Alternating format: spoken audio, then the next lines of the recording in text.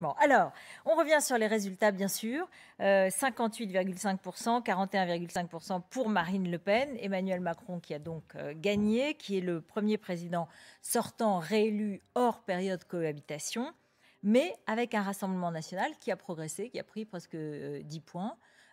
Comment est-ce que vous analysez cette victoire? Alors, d'abord, on entend à peu près n'importe quoi, comme dans toutes les soirées électorales, et on entendait Jean-Luc Mélenchon qui disait « le président le plus mal élu ». Évidemment, c'est complètement faux. Vous vous souviendrez, parce que vous avez étudié ça dans les livres d'histoire, le score du général de Gaulle à l'élection de 1965, qui est le seul précédent d'un président en exercice réélu, un exercice du pouvoir réel. Il avait fait 55% face à Mitterrand. Et donc, on voit que les 58,5% réalisés par Emmanuel Macron sont évidemment une performance que beaucoup d'observateurs n'attendaient pas. Où il y a quelques semaines encore, on disait ce sera à touche-touche, certains disaient il ne sera pas au deuxième tour. C'est donc, de ce point de vue-là, le surgissement, ou en tout cas l'affirmation d'une prise de conscience de la part des Français. Et c'est d'autant plus spectaculaire que cette prise de conscience, elle intervient après une série de crises, 3 crises successives, les gilets jaunes, l'épidémie et... Vous dites que c'est un exploit parce qu'il a traversé ces crises, mais n'empêche que les extrêmes sont très forts et on a et Marine Le Pen et Jean-Luc Mélenchon très forts. Oui, les oppositions sont fortes généralement dans les périodes de crise. Quand on traverse des temps aussi difficiles que cela, c'est remarquable d'avoir plus de 5 millions de voix d'avance. Et donc ça, il faut d'abord le rappeler. Après... Il y en avait 10 millions de voix d'avance en 2017. Mais il n'était pas sortant. Non, bien sûr. C'est pas du tout la même chose quand vous vous présentez pour la première fois. Vous êtes tout beau, tout frais, vous portez des promesses. Quand vous avez exercé le pouvoir pendant 5 ans dans des temps aussi difficiles que cela, alors c'est un exploit incroyable d'avoir 5,5 millions de voix d'avance au deuxième tour de cette élection. Donc, deuxième constat. Troisième constat, ce que le président de la République a dit hier soir et qui est très important, président de tous les Français, et il a l'intention de tenir compte des 3 grands groupes, ceux qui ont voté pour lui naturellement, ceux qui se sont abstenus et même ceux qui ont voté pour son adversaire, Madame Le Pen. Alors, sous quelle et pour forme? moi, j'allais presque dire, c'est ça la mission essentielle d'un président de la République. Le président de la République, c'est quelqu'un dont la vocation, dont le devoir est de ressouder les Français divisés, de réunir les Français affrontés, de cicatriser les blessures qui se sont créées au travers de ces années. Et je pense que l'expérience qu'il a acquise pendant les 5 années précédentes vont lui servir, et que l'affirmation qui a été la sienne, qu'il allait chercher un mode de gouvernement différent, est très important. Oui, mais on a envie de savoir en quoi il consisterait. Peut-être si vous l'invitez, il va vous Je lui ai dire. déjà posé la question. Mais c'est vrai qu'on se dit ce sont des grandes phrases. Pas du Je tout me des demande grandes même s'il ne les a pas déjà prononcées dans le passé. Pas du tout des grandes phrases. En tout cas, vous qui êtes très attaché aux réformes institutionnelles et notamment à la proportionnelle, ça c'est un moyen d'avoir la représentation des partis, par exemple à l'Assemblée nationale. Est-ce qu'il faut aller vers des réformes institutionnelles très rapidement? Alors, je ne sais pas si rapidement est la clé. Qu'est-ce qui se passe? C'est ça la question. Vous observez ça sur vos écrans, vous le présentez sur vos écrans, et quand vous êtes élu local, vous le vivez dans le réel, dans les quartiers, dans les villages. Qu'est-ce qui se passe? La base des Français, la base de la pyramide que constitue le peuple français, se sent coupé de ce qu'on appelle le sommet. C'est un prétendu sommet, parce que c'est pas très sommet, hein. C'est pas très haut comme sommet. Mais l'immense majorité des Français, des millions et des millions de femmes et d'hommes, ont le sentiment qu'on ne les reconnaît pas. Alors, qu'est-ce qu'on fait? Parce que ça, on l'a fait, le constat. Pendant les Gilets jaunes, on l'a fait, le constat. À chaque crise, je dirais qu'on le fait, ce constat, depuis des années maintenant. Qu'est-ce qu'il va proposer de plus ou comment est-ce qu'il peut... Je ne sais pas ce qu'il va proposer de plus, vous allez lui demander. Je sais, moi, enfin, oui, qu'est-ce que vous feriez? Ce que moi je ferais. Je chercherais deux choses. La première, c'est un signe indiscutable de reconnaissance. Je ne sais pas si vous avez observé ça. Dans la société où on est, ce qui manque le plus, c'est la reconnaissance. Ouais. Presque chacun d'entre nous, a le sentiment qu'il n'est pas reconnu dans son identité ou qu'on ne lui donne pas l'importance ou la reconnaissance qu'il devrait avoir. Et ça, pour moi, c'est très important. Et ça veut dire qu'il faut des changements institutionnels. Je plaide depuis trop longtemps pour un mode de scrutin qui fasse que chacun ait la représentation qu'il mérite en fonction de sa voix. Hein, quel que soit votre vote. Ça pourra arriver. Vous pensez que là, je dirais, le résultat implique que le président a compris ça? Je pense que ce qu'il a dit à plusieurs reprises, en meeting et dans des émissions, c'est que désormais, son orientation était prise et que lui était pour cette loi électorale juste qui fait que chacun a le nombre de sièges que son nombre de voix commande. Et c'est très important. Et ça serait rapide, ça serait dans le temps, ça peut arriver... C'est pas très grave parce que de toute façon, les élections, c'est pour la prochaine. Mais la prochaine, Routel Krief, la prochaine peut arriver très vite. Et oui, c'est ce que j'allais vous demander. Parce que dès l'instant que vous avez changé le mode de scrutin, évidemment, la dissolution, le droit de dissolution qui est celui du président de la République, prend une tournure tout à fait différente. Ça, c'est la première chose. Alors, pardon, mais je vais expliquer peut-être à nos spectateurs. Ça veut dire qu'il pourrait y avoir, en même temps qu'une réforme institutionnelle, c'est-à-dire un changement de mode de scrutin, une dissolution de l'Assemblée, un nouveau vote, à 2 ans, dans 2 ans, dans 3 ans, au milieu du mandat?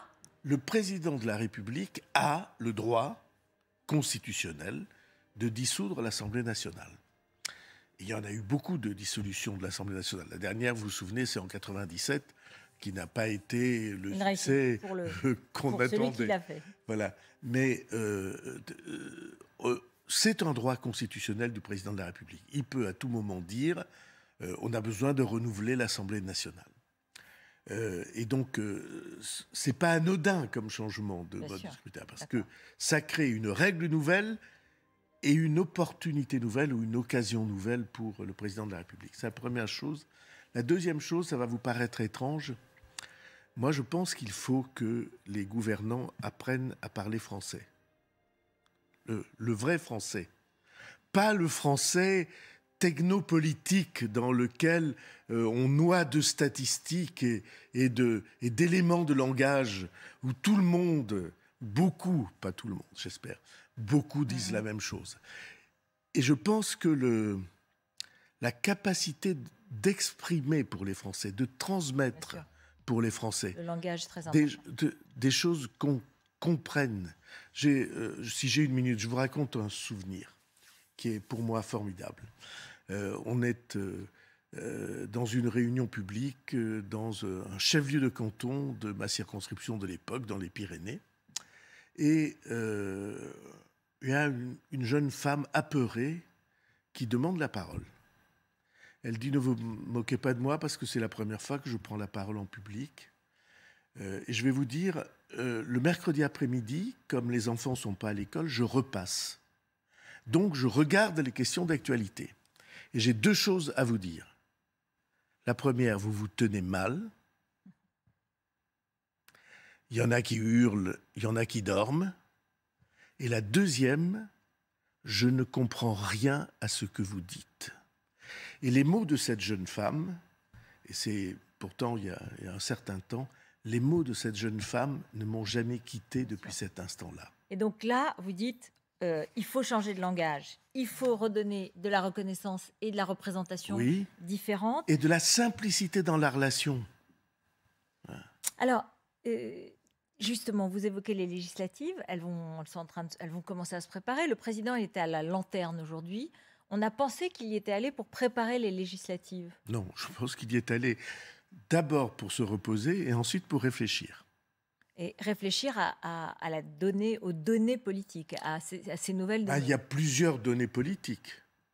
Il y a quel usage, quelle utilisation des 8 semaines à peu près qui nous séparent du premier tour des élections législatives.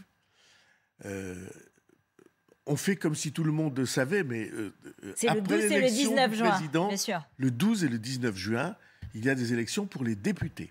Alors c'est très important parce que le président a beaucoup de pouvoirs, mais les députés ont aussi des pouvoirs très importants et on peut se trouver avec une Assemblée nationale qui n'aura pas la même composition. Vous craignez une cohabitation possible? Vous pensez qu'il peut y avoir une cohabitation possible, c'est-à-dire avec la force du Rassemblement national ou avec Jean-Luc Mélenchon? Non, parce que je ne vois pas laquelle des deux forces pourrait arriver devant l'ensemble présidentiel. Je ne crains pas, mais je pense que ça peut être très compliqué à gouverner, très difficile à gouverner. Qu'on peut se trouver avec un tel éclatement des forces que ça rend compliqué. Et on peut s'y trouver alors même qu'on a le scrutin majoritaire. Je dis ça pour ceux qui s'intéressent à ce genre de sujet. Donc vous dites qu'il faut voter, et il faut voter pour soutenir le président, puisque vous le soutenez, parce que sinon il y a un risque de cohabitation. Pas de cohabitation, de désordre. Je ne vois pas que l'un des deux extrêmes prendre la majorité. Ce serait ça la cohabitation. Alors même si chacun des deux l'annonce, il l'annonce, Jean-Luc Mélenchon et Marine Le Pen, ils n'en croient pas un mot, évidemment. Mais on peut se trouver avec un très grand désordre, des votes contre qui font tomber les textes, et c'est pas souhaitable. Et c'est pas souhaitable, mais il faut rappeler que la Constitution de la Ve République, c'est De Gaulle qui l'a voulu comme ça. Elle fait que le président de la République compose le gouvernement en tenant compte des nuances de l'Assemblée nationale. Et donc, ça serait dans ce cas-là, au président de la République, d'équilibrer le gouvernement qu'il formera. Donc d'intégrer des personnalités. Oui. Tout nouveau gouvernement, dans une situation comme celle-là, a vocation à s'élargir. Mais à s'élargir à qui? Parce qu'en fait, il y a beaucoup déjà des Républicains, il y a vous du MoDem, il y a des gens Nous, on qui était là viennent... au départ. Tout à fait. Il y a des gens qui viennent de la gauche. Donc c'est qui? C'est ceux qui restent au Parti socialiste et qui ne veulent pas aller chez Jean-Luc Mélenchon, et ceux qui sont chez les Républicains et qui ne veulent pas aller avec Vous décrivez Le Pen. vous-même en quelques phrases l'extrême incertitude dans laquelle sont deux des forces politiques qui étaient les forces politiques dominantes en France pendant des décennies, pendant toute la Ve République, et qui se retrouvent aujourd'hui dans une situation paradoxale. Parce que ceux qui refusaient la représentation proportionnelle, la loi électorale juste, la certitude que chacun va retrouver les représentants à la dimension, à la proportion des votes qu'il a reçus. Ceux qui le refusaient, c'était LR et le Parti socialiste. Aujourd'hui, s'ils avaient le choix, je suis persuadé qu'ils reviendraient sur leur choix. Donc élargir un gouvernement éventuellement à ceux qui restent de ces partis-là qui souhaiteraient participer à cette majorité. Puis on peut chercher des sensibilités dans la société civile. Des gens qui portent une partie des attentes ou des aspirations des uns et des autres. Dans les domaines des écologistes, par exemple, chez les écologistes, des scientifiques qui s'occupent d'écologie ou d'autres personnalités. Quels autres types de profils vous avez plus d'imagination que moi. Donc non, mais je suis absolument sûr que vous trouverez des réponses. Je cherche. Est-ce que vous croyez qu'il faut fusionner le MoDem, la République En Marche, le parti Horizon d'Édouard Philippe? Est-ce qu'il faut faire un grand parti majoritaire et aller comme ça à aux élections législatives? Il faut deux choses. Il faut de l'unité, parce qu'on ne peut pas se permettre d'avoir des luttes de tendance perpétuelles. Et il faut la reconnaissance du pluralisme. Oui, mais alors... C'est-à-dire des sensibilités différentes. On ne peut pas, le président de la République a dit hier soir au Champ de Mars, j'ai l'intention de reconnaître toutes les sensibilités des Français. Et on ne peut pas verrouiller ces sensibilités dans un parti d'un autre temps, qui serait complètement dominé et qui obéirait. Ceci n'est pas le temps. Vous vous souvenez que j'ai refusé ça à l'UMP à l'époque, et vous aviez dit et quand on pense tous pareil, on ne pense plus rien. Et Édouard Philippe, qui était interrogé là-dessus, a dit il faut citer les bons auteurs. Je cite, peut-être c'était un peu ironique. Et il a dit quand on pense tous pareil, on ne pense plus rien, pour refuser, lui, en fait, apparemment, cette fusion possible. Ben, c'est-à-dire, et vous, qu'est-ce que vous en pensez? C'est assez drôle, et c'est pourquoi le sourire d'Édouard Philippe était connivant, était complice. Oui, il voulait vous dire résistons ensemble à l'hégémonie d'Emmanuel Macron. Parce que quand j'ai dit non à l'UMP, celui qui fabriquait l'UMP, c'était Édouard Philippe. Avec Alain Juppé. Et donc, oui, il en a été le directeur, je crois. Et donc, c'était un petit clin d'œil entre nous, pour dire au fond, peut-être tu t'es pas trompé quand tu as refusé l'UMP, et j'ai apprécié le compliment à sa juste valeur. Et du coup, aujourd'hui, fusion MoDem LREM, ou pas du tout On peut tout à fait trouver une organisation. Vous savez ce que je pense depuis longtemps. On a besoin d'un centre puissant en France, mais que ce centre soit un centre. C'est-à-dire que ceux qui participent à ce mouvement, ils soient soudés autour de convictions philosophiques, politiques, d'une pratique politique, d'une manière d'être en politique, qui vous identifie. Parce que si c'est ce que les Américains appellent un melting pot, un pot où on mélange tout, ça n'est pas attractif et ça vous expose à des détestations de la société. Donc vous gardez votre identité à l'intérieur d'un ensemble, voilà. D'un grand ensemble. Alors on a déjà connu ça parce que j'ai été successivement, quand j'étais très jeune, le secrétaire général et puis plus tard le président de l'UDF. Ça ressemblait à ça. C'était un système dans lequel on était ensemble, tout en ayant des identités qui soient parfaitement caractérisées. Et le président, il est sur ce schéma ou sur un schéma beaucoup plus directif? Je ne fais jamais parler le président de la République, et il arrive qu'on puisse avoir sur ces sujets des sensibilités différentes, mais je suis persuadé que ce qu'il voudra, ce qu'il souhaitera, ça sera à la fois de l'ordre, de l'entente,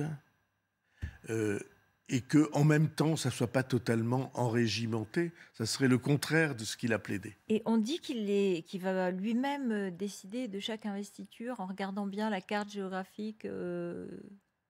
C'est pas, le président de la République ne décide pas tout seul. On est dans une démocratie, et j'y tiens beaucoup, dans laquelle chacun joue son rôle. Alors qu'il s'intéresse à ce sujet, j'en suis sûr. Qu'il souhaite avoir des députés qui soient solides et estimables, j'en suis sûr. Mais les formations politiques, selon la Constitution, ont évidemment leur rôle à jouer. Vous avez 57 députés aujourd'hui. Oui. Est-ce que vous voulez 57 investitures? Vous voulez plus d'investitures? Vous en voulez? On a généralement, mais ce n'est pas à vous qui êtes une experte de sciences politiques que je vais apprendre ça, mais généralement, pour avoir plusieurs dizaines de députés, il faut avoir plus de candidats, parce que tous les candidats ne sont pas élus. Alors l'idée que comment dirais-je, on bouclerait un système dans lequel chacun n'aurait que le nombre de sortants qui est le sien ne me paraît pas totalement réaliste, et je pense que vous le pensez aussi. Non, mais donc vous aurez une centaine, 200... Oui, on aura tous ensemble. Ce qu'il faut, c'est pas des guerres de clans. Et on s'en fiche des guerres de clans. Et avec Édouard Philippe? Ben oui, bien sûr qu'il faut qu'il soit à l'intérieur. Ce sont les grands auteurs qu'il citait. Voilà, ça a l'air de bien démarrer alors qu'on s'attend à une bataille au couteau. Parce que dès le lendemain de l'élection, on a dit, dès le lendemain de l'élection d'Emmanuel Macron, la succession va commencer, les batailles vont commencer. Oui. Alors, c'est deux idées différentes. Je m'arrête à peine à la première idée, c'est-à-dire qu'on est forcément en guerre les uns contre les autres. Je trouve ça stupide. Si vous regardez la dimension des défis que nous avons devant nous, ils sont impressionnants. Oui. Ils pourraient même être paralysants tellement ils sont importants. Jamais on n'a connu une succession et une addition de crises comme celle-là. Et donc, de ce point de vue-là, je suis absolument sûr que chacun va agir en responsabilité. Il y a une deuxième chose, deuxième idée que vous avez citée en passant. Il y a des tas de gens qui croient que, comme le président de la République n'aura pas le droit de se représenter dans 5 ans, immédiatement, oui. Il peut se représenter le mandat suivant. Il aura 48 ou 49 ans. C'est un âge propice. Et donc, il aura parfaitement le droit et peut-être l'envie, on ne sait pas, de continuer à jouer un rôle important dans la vie politique française. Mais il y a des gens qui croient que parce qu'il ne pourrait pas se représenter en 2027, il n'existerait plus en 2022. Ce sont des zozos. Je dis ça gentiment, on a le droit d'être zozo. Ils ne comprennent rien à ce qu'est la fonction présidentielle, à ce qu'est la tension des temps que nous allons vivre et à l'importance du rôle du président de la République. En un mot pour conclure, qu'est-ce qui vous paraît être l'urgence? Quelle pourrait être la première mesure que le nouveau président devrait prendre? Moi, je ne crois pas à la théorie des 100 jours, aux premières mesures, au fait qu'il faut faire tout de suite. Je crois que la précipitation est mauvaise conseillère. Je pense que on va avoir deux impératifs. Le premier impératif, c'est partager avec les Français, en leur expliquant, comme il faut le faire, les problèmes et les solutions qui sont devant nous. Et c'est un travail approfondi de moyen terme. Et il y a une deuxième impératif que j'appelle planifié. Je suis haut commissaire au plan et j'ai voulu la renaissance de cette fonction. Et planifier, ça veut dire quoi? Définir des objectifs et définir des étapes et fixer des moyens. Si on fait ça, alors on aura rempli les deux impératifs. Vous voulez rester au commissaire au plan ou vous voulez retourner au gouvernement? Je ne m'intéresse pas à la question à la première personne. Je peux faire des tas de choses et je suis très heureux comme je suis. Je suis maire de Pau, c'est une ville formidable. Et je suis président. Quel est le profil idéal du Premier ministre dans cette configuration? Je ne sais pas. Il faut que le président de la République, je suis sûr qu'il y réfléchit. Il le sait déjà, à votre avis, il a déjà une idée? Je pense qu'il se pose le problème de manière extrêmement grave. Je pense qu'il a une absolue conscience, et vous aussi, et nous aussi, de la gravité de ce que nous allons vivre. Vous avez dit, il a dit, on ne va pas vivre des temps faciles. Et je pense qu'il réfléchit à cette osmose entre le gouvernement et le chef du gouvernement et le pays. Je pense que c'est la question la plus grave. Donc il faut le rapport entre le peuple citoyen, les gens dans la vie comme elle est, ceux à qui on ne parle pas souvent ou qui, eux, n'ont pas l'occasion de parler, et ceux qui parlent en leur nom. Ceci est pour moi la question la plus importante que nous ayons à traiter, et elle est difficile. La preuve, c'est que depuis des années et des décennies, on n'est pas arrivé à la traiter. Merci beaucoup François Bayrou d'être venu